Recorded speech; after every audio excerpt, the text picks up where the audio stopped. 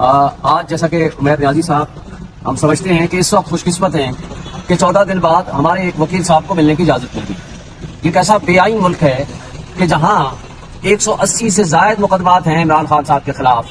جو اس وقت اٹک جیل میں بیٹھے ہوئے ہیں، اور اٹک جیل میں رکھنے کے باوجود ہم تمام وکیلوں کو ملنے کی اجازت نہیں ہے، اور جیل مینول کے مطابق اور اسلام آباد ہائی کورٹ کے حکم 11/8 کے مطابق تمام وکلاء، ان کے رشتہ دار، ان کے فیملی ممبرز، ان کے فرینڈز مل سکتے ہیں، کسی قسم کی کوئی پابندی نہیں ہے۔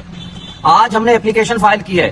سپرنٹینڈنٹ جیل کو اس کو واٹس ایپ بھی کیا ہے، ہائی کورٹ کا آرڈر بھی دیا ہے، لیکن وہ کہتے ہیں ہم ہائی کورٹ کے آرڈر کو ایز سچ اس آرڈر کو ماننے کو تیار نہیں ہیں۔ اور پرانا آرڈر تھا جس میں 3 نام تھے، وہ ابھی آ جائیں۔ ہم نے کہا بھائی ہائی کورٹ کا آرڈر ہے، یہ جیل مینول ہے، آپ پابند ہیں اس کو عمل درآمد کرنے کے، اور ہم انشاءاللہ فوری طور پر اس میں توہین عدالت بھی فائل کریں گے جیل سپرنٹینڈنٹ کے خلاف۔ لیکن مسئلہ کیا ہے؟ مسئلہ یہ ہے کہ اس وقت انہوں نے جو ایک متعصب جج سے جس طرح اداروں کو استعمال کر کے، جس طرح ایک منصف کو استعمال کر کے، جس طرح قانون و انصاف کا دوہرا معیار قائم کر کے عمران خان صاحب کو جیل میں ڈالا ہوا ہے، اس آرڈر کے اندر بھی یہ لکھا ہوا ہے کہ وہ اڈیالہ جیل میں جائیں گے۔ اڈیالہ جیل میں چونکہ فیسلٹیز دینی پڑیں گی under the law, under the jail manual, اور کسی کی خواہش پہ وہ اٹک جیل میں ان کو لے آیا گیا ہے۔ اور اٹک جیل میں رکھنے کا مقصد بھی صرف یہ ہے کہ ان کو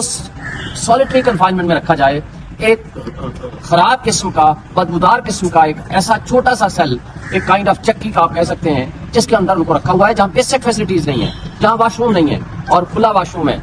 کیا ایک سابق پرائم منسٹر جو ایک سب سے بڑی پولیٹیکل پارٹی کا سربراہ ہے، جو فیڈریشن کی واحد علامت ہے، جو آج تک کے تمام سرویز کے مطابق وہ 80%، 90% اس کی پارٹی کی پاپولرٹی ہے، آج اس کو سبق سکھانے، اس کو ذہنی اور جسمانی اذیت دینے کی غرض سے ان کو یہاں اٹک جیل میں رکھا ہوا ہے؟ کیا وجہ ہے کہ ہم وکلاء کو یہ بنیادی حق ہے ہر وکیل کا کہ وہ اپنے کلائنٹ سے کوئی بھی ہو، خواہ وہ دہشت گردی میں کے مقدمے میں ہو، خواہ وہ فوجی عدالت کے مقدمے میں ہو، کسی جگہ بھی ہو، اس کو وکیل سے ملنے کی آئینی حق ہے، یہ آئینی طور پر حق ہے ان کا۔ لیکن میں سمجھنے سے قاصر ہوں کہ یہ کیسا ملک ہے، یہ کیسے حکمران ہیں۔ اب تو کیئر ٹیکر سیٹ اپ آ گیا ہے، لیکن بدقسمتی سے جو کیئر ٹیکر وہاں محسن نقوی بیٹھا ہوا ہے، جو اس نے فاشزم کی بدترین مثال قائم کی ہے، تو اس کو دیکھنے کے بعد ہمیں کوئی نازی تحریک یا ہم مودی کا زمانہ ہم یاد کر سکتے ہیں، لیکن پاکستان کی تاریخ میں اتنی بدترین قسم کی فاشزم ہم نے ماضی میں نہیں دیکھی۔ اب آگے آتے ہیں تو مجھے یہ بتائیں کہ سائفر کے معاملے کو کل سے پھر چھیڑ دیا کہ جی کچھ کہہ رہے ہیں FIR کٹ گئی، کچھ کہہ رہے ہیں کہ جی یہاں ملنے آئے تھے۔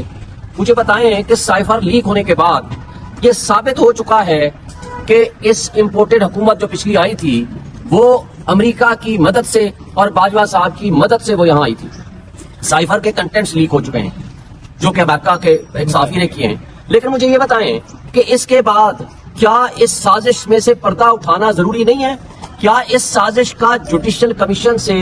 ایک باقاعدہ انکوائری کرانا ضروری نہیں ہے؟ عمران خان صاحب نے اپنے زمانے میں جنرل طارق کو کمیشن کا سربراہ بنایا تھا، جو کہ بعد میں پیچھے ہٹ گئے تھے، اور انہوں نے چیف جسٹس آف پاکستان کو لکھا تھا through speaker and president of Pakistan کے ذریعے کہ جناب اس کا کمیشن بنا کے اس کی انکوائری کریں۔ تو کیسے انکوائری ہوگی کہ جب اس طرح کے بڑے بڑے لوگ ملوث ہیں؟ تو کیا FIA کا ایک سمپل آفیشیل انکوائری کرنے کے قابل ہوگا؟ اس لیے میں سمجھتا ہوں کہ اس کے اوپر، یہ سائفر کے اوپر آج بھی آپ کے توسط سے میں مطالبہ کرتا ہوں چیف جسٹس آف پاکستان سے کہ اس کی وہ انڈیپینڈنٹ انکوائری کریں، اور جو سازشی عناصر پاکستان میں ملوث تھے یا ہیں ان کو کیفر کردار تک پہنچایا جائے۔ مجھے بتائیں اگر سائفر کا وجود نہیں تھا، سائفر اوریجنل تو موجود ہے فارن آفس میں، اور سائفر کی کاپی بھیجی گئی تھی، وہ جو اس کے کنٹینٹس ہیں یا اس کا ترجمہ ہے، اسپیکر کو اسپیکر نے چیف جسٹس آف پاکستان کے پاس بھیج دیا،